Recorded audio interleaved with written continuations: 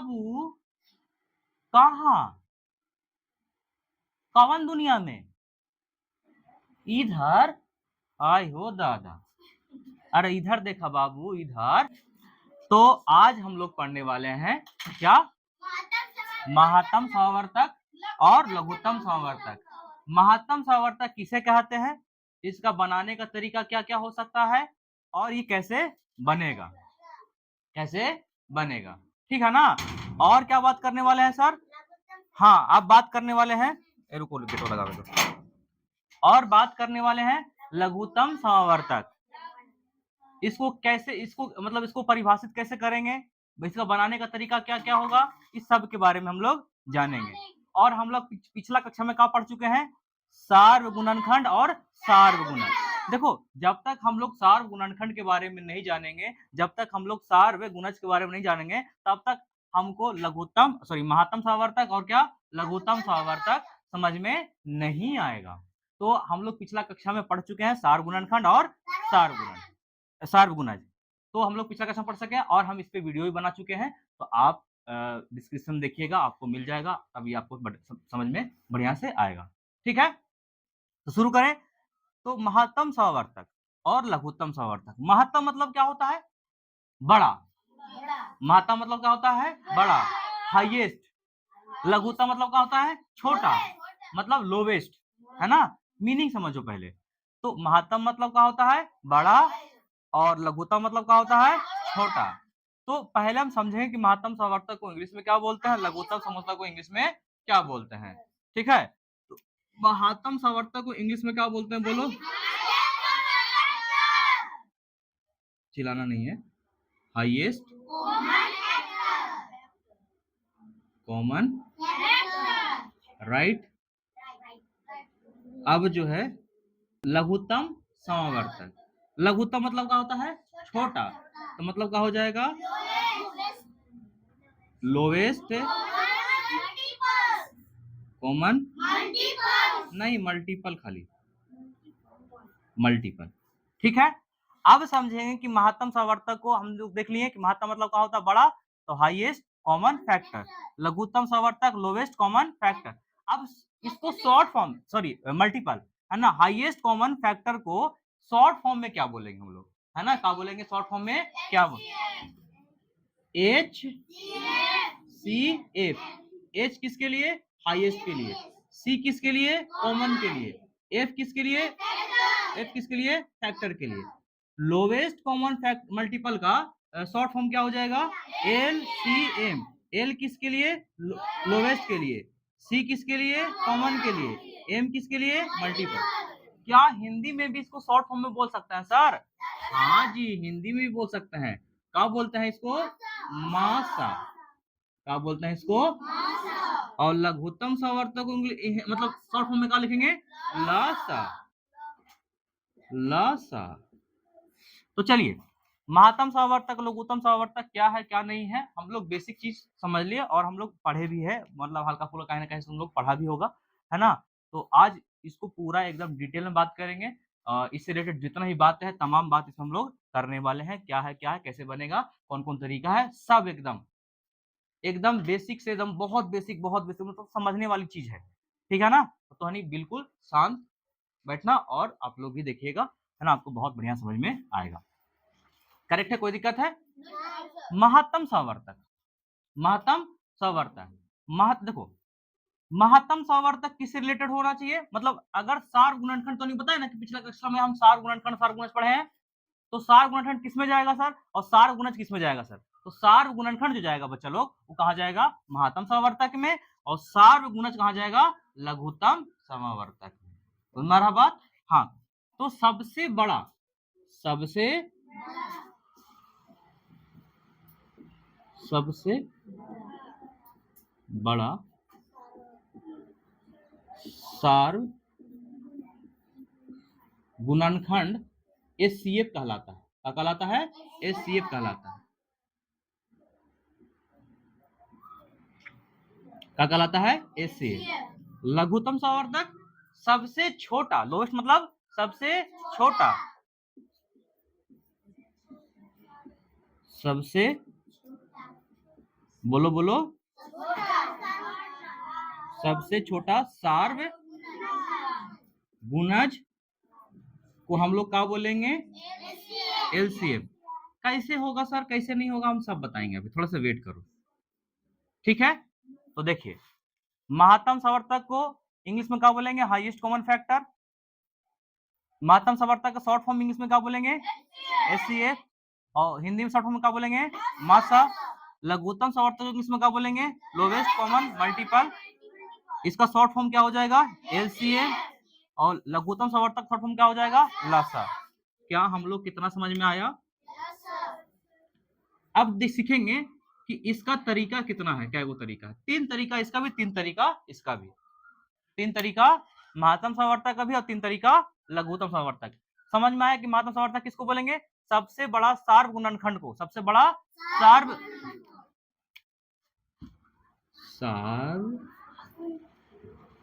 गुणनखंड को हम लोग क्या बोलते हैं? एचसीएफ। और सबसे छोटा सार्व गुणज को, सबसे छोटा सार्व गुणज को क्या बोलेंगे हम लोग? HCF, LCM. क्या बोलेंगे? एलसीएम। यहां तक समझ में आया? अब देखो तरीका, विधि, कितना विधि से हम लोग महत्तम सावर्तक बना सकते हैं और कितना विधि से हम लोग लघुत्तम सावर्तक बना सकते हैं, ठीक है। देखो विधि कितना विधि है ना, कितना विधि है। पहला जो विधि है वो है गुणनखंड विधि। कौन विधि?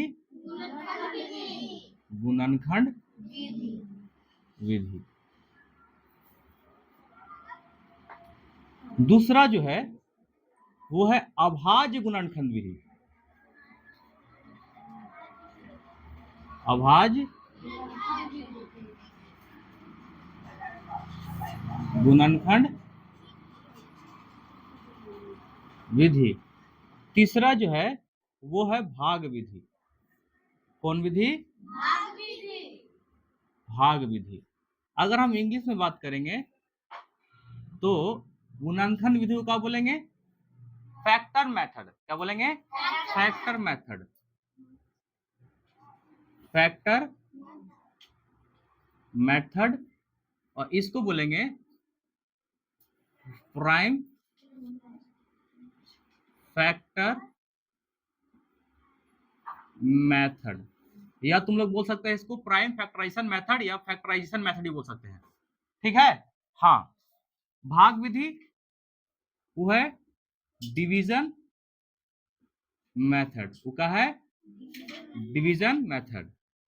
इसमें ये दोनों कॉमन रहेगा, इसमें दोनों रहेगा, खाली ई चेंज रहेगा। यहाँ गुणनखंड विधि है ना, तो यहाँ हो जाएगा गुणज विधि। क्या हो जाएगा? गुणज विधि।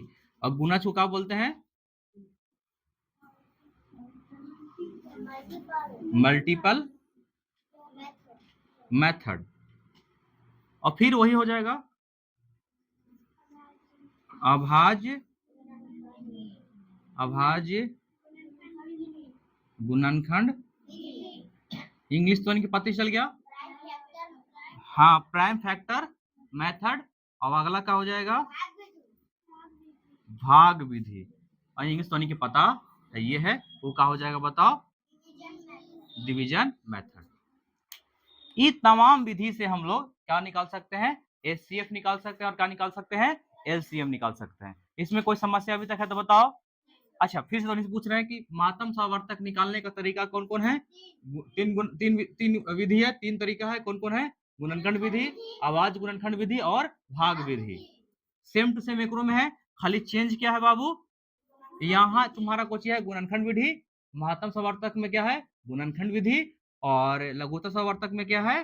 गुणज विधि। समझ में आ रहा है? बाकी दोनों कोची है बिल्कुल सेम, इसमें कोई दिक्कत नहीं। तो अभी हम लोग जो सीखने वाले हैं महत्तम सावर्तक और लघुत्तम सावर्तक, वो एक विधि से हम लोग सीखेंगे। अभी क्या सीखेंगे? एक विधि सीखेंगे, वो है गुणनखंड विधि। और एलसीएम को अगर बनाना है हमको, लघुत्तम सावर्तक को बनाना है, तो वो सीखेंगे गुणज विधि। क्योंकि हम लोग पिछला क्लास में हम लोग सार्व गुणनखंड पढ़ चुके हैं और सार्व गुणज कर चुके हैं, हम लोग पढ़ चुके हैं। तो अभी जो हम लोग बनाएंगे इस मेथड पे, तो हम लोग को बहुत बढ़िया समझ में आएगा। करेक्ट है? कोई दिक्कत नहीं। तो कोई हम दो सवाल ले लेते हैं बाबू लोग। तो हम लोग लेंगे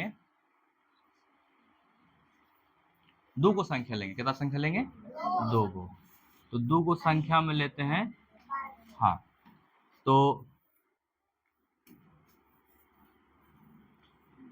4 और 12 लेते हैं। कितना लेते हैं? 2 संख्या भी हम लोग लेंगे। वो कौन कौन लेंगे? 4 और 12। 4 लेते हैं, 4 और 12। यहां भी एकदम सेम टू सेम, यहां भी एकदम सेम टू सेम लेंगे ताकि तुम लोग के समझ में आए। अच्छा, तो हानि के सिखाए हैं हम लोग सार्व गुणनखंड। क्या सिखाए हैं? सार्व गुणनखंड।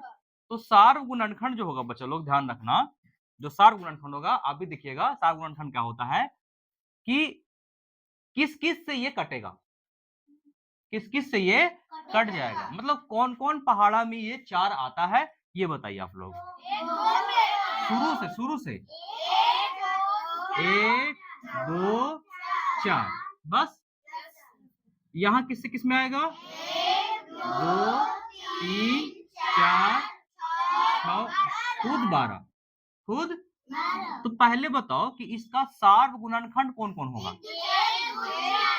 करेक्ट करेक्ट, तुम लोग बहुत बढ़िया। हम लोग सीखे पिछला क्लास में 1 होगा सर, 2 होगा सर और 4 होगा सर। तो इसका हम सार्व गुणनखंड अगर लिखे, क्या लिखे?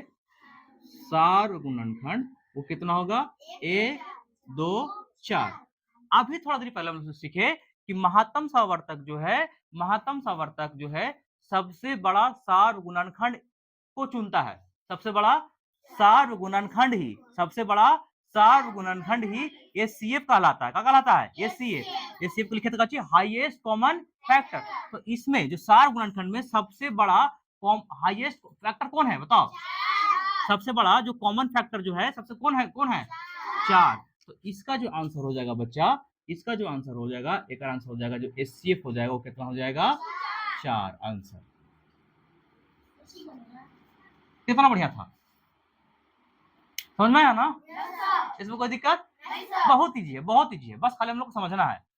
फिर से देखना है कि 4 और 12 का सार्व गुणनखंड निकालो। अरे हमको 12 गुणनखंड गलती लिख दे रहा है। कहा है जी? किसका नजर लग रहा है जी? कोई लड़की लोग की नजर लग रहा है? हाँ, यही लोग सामने हैं।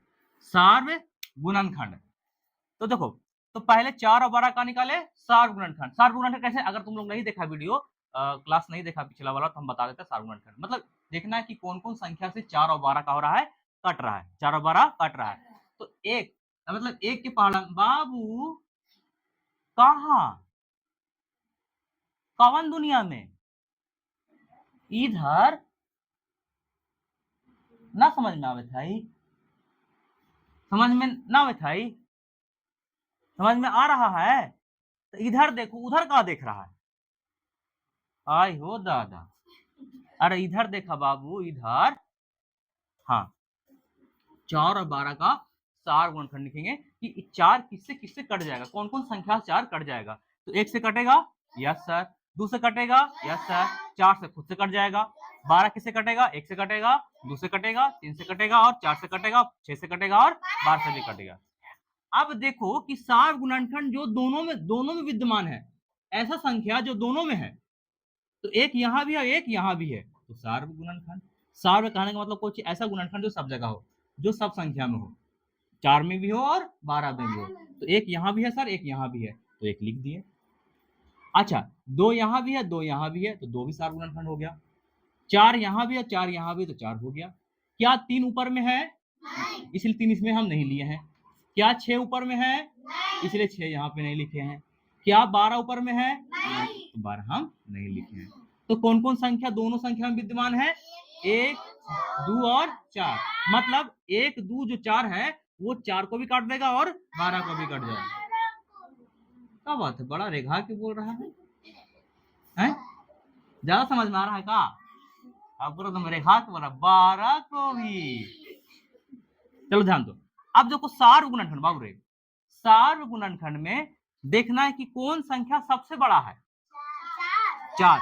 यही संख्या कहलाएगा एचसीएफ, यही संख्या कहलाएगा महत्तम सावर्तक, यही संख्या कहलाएगा मासा। एक 3 गो नाम है, समझ में आ गया बात। अब हम लोग सीखेंगे गुणज। क्या सीखेंगे? गुणज। तो सार गुणज मतलब 4 का पहाड़ा पढ़ दो और 12 का पहाड़ा पढ़ दो, ठीक है ना। आप सुनो, हाँ ठीक है, ठीक ठीक ठीक, हमको पता तो नहीं कि 4 का पहाड़ा आता है 12 का पहाड़ा आता है। जब खड़ा करके पूछेंगे ना नहीं याद है सर, जब पूछेंगे तो नहीं याद है, जब नहीं पूछेंगे याद है सर, अब पढ़ के सुनाना शुरू कर देगा। तो 4 का पहाड़ा 12 का पहाड़ा बड़ा का भारी है। हाँ चलो, तो 4 खुद लग जाएगा बाबू, 4 दूनी 4 तिया 4 चौका 4 पचे, ऐसे हम लोग जाते रहेंगे, ऐसे हम लोग जाते रहेंगे फलानुमा के नानी घर, है ना। हाँ, हम लोग खाली 10 तक पढ़ते हैं पहाड़ा, 4 का पहाड़ा 10 तक ही पढ़ते हैं, और आगे भी हो सकता है ना, लेकिन हम लोग 10 तक रखते हैं। 12 के जैसे बताइए, 12 एकम 12, 12 दूना 24, 12 तिया 12 चौक 12 पचे 12 छक, ऐसे करके जाते रहेंगे, ऐसे करके जाते रहेंगे। अब इसमें जो है लघुत्तम मतलब क्या होता है? सबसे छोटा, सबसे छोटा गुणज, सबसे छोटा गुणज जो दोनों में मिले, जो दोनों में मिले। 4 यहाँ है, यहाँ पे है, 8 यहाँ पे है, यहाँ पे है, 12 यहाँ पे है, यहाँ पे है। हाँ, तो सबसे छोटा जो दोनों में मिल जाए, सबसे छोटा जो दोनों में मिल जाए वही कहलाएगा एलसीए, वही क्या कहलाएगा? एलसीए। करेक्ट है, कोई दिक्कत? तो क्या आ रहा है जी? तो 12 यहाँ भी है, 12 तो 7 और भी होगा सर, 24 जाएगा तो 24 हो जाएगा, लेकिन हमको 24 देखो यहाँ और जाएंगे ना, तो 4 पचे 20 और 4 छक 24 भी हो गया। क्या हो गया? 24। तो 24 भी यहाँ है, कहा है 24 भी, लो 24 भी ले ले। और आगे जाएंगे तो 4 8 32 4 9 36, 36 यहाँ भी 36 यहाँ भी। तो यहाँ पर समझो कि सार्व गुणज, देखो यहाँ पे सार्व गुणज कितना कितना है? 12 और 24, 12 और 24, ध्यान से देखेंगे 12 और 24। तो देखो इसमें कहा देखे थे सबसे बड़ा, इसमें कहा देखेंगे सबसे छोटा, तो सबसे छोटा कौन हमको मिला? 12। तो यहाँ पर जो एलसीएम हो जाएगा 12। कोई दिक्कत? तो ये कौन विधि है? महत्तम सवर्तक। ये कौन सा विधि है? ये है गुणनखंड विधि। कौन विधि? गुणनखंड विधि। ये कौन विधि? गुणज विधि। कौन विधि? गुणज विधि। तो देखो हम लोग जो सीखते थे ऐसे करके, एगो सीखते थे हम लोग ऐसे करके एचसीएफ, ऐसे भागा विधि से। कौन विधि से? भागा विधि से, बचपन में हम लोग सीखे हैं। और एगो एगो सीखते थे एलसीएम जो सीखते थे ऐसे करके, ऐसे करके, ये वाला ये है अभाज्य गुणनखंड विधि से सीखते हैं। कौन सीखते हैं? और कोई तरीका है सर सीखने का? देखो एक फार्मूला के हिसाब से हम लोग सीख सकते हैं। कौन के हिसाब से? फार्मूला के हिसाब से। फार्मूला होता है लसा गुने मसा बराबर पहली संख्या गुने दूसरी संख्या, तो उससे भी हम लोग निकाल सकते हैं। जैसे फॉर एग्जांपल यहाँ पर कुछ लसा कितना निकला, यहाँ पर लसा कितना, सॉरी मसा नहीं यार, तुम लोग बोलता नहीं है यार, मसा कितना निकला? 4। तो वो फार्मूला से हम लोग सीखेंगे, बिना ये सब कहले हम लोग लसा निकाल सकते हैं। मसा से क्या निकाल सकते हैं? लसा। पहले तो इतना उतारो, हम लोग सूत्र के सहायता से, सूत्र के मदद से इस सवाल को हम लोग सॉल्व कर सकते हैं। अच्छा कौन कौन संख्या है? 4 और 12। तो देखो यहाँ पे हम जो जो जरूरी की चीज है उसको लिख लेते हैं, है ना, जो जो जरूरी की चीज है उसको लिख लेते हैं। 4 और 12 याद रखना तुम लोग, 4 और 12, 4 और 12, और 4 और 12 के एचसीएफ कितना आया था? 4 आया था ना। हाँ, संख्या कितना है? 4 और 12, ये कौन सी है? संख्या। और इसका एचसीएफ अभी कितना आया था बताओ? कितना आया था? और एलसीएम कितना आया था? कितना आया था? 12 आया था ना। 4 आया था, कितना आया था? 12 आया था। अब हम लोग सूत्र की सहायता से हम लोग इसको निकाल सकते हैं। कैसे? अब देखो सूत्र क्या है, ये तो नहीं बड़ी हंसता है जी। अच्छा वैसे करते इसलिए। सूत्र क्या है सर? सूत्र क्या है सर? सूत्र होगा लसा गुने मसा बराबर पहली संख्या